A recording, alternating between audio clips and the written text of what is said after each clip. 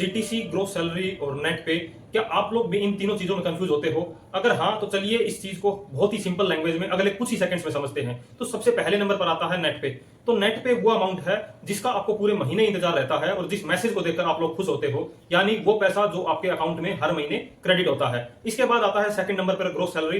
तो अगर नेट पे में यानी जो आपके पास अकाउंट में पैसा आया है, उसमें अगर हम जो आपके पीएफ का पैसा है, कुछ पैसा आपको पता होगा आपके साइड से भी कटता है, उसको जोड़ दें। ऐसे ही ईएसआई का पैसा अगर आप एलिजिबल हो वो कटता है, उसको उसमें जोड़ दें। और अलग एक दो और चीजें होती हैं, उसको उसमें नेट पे में ऐड कर दें, तो वो आपकी ग्रोस सैलरी बनती है।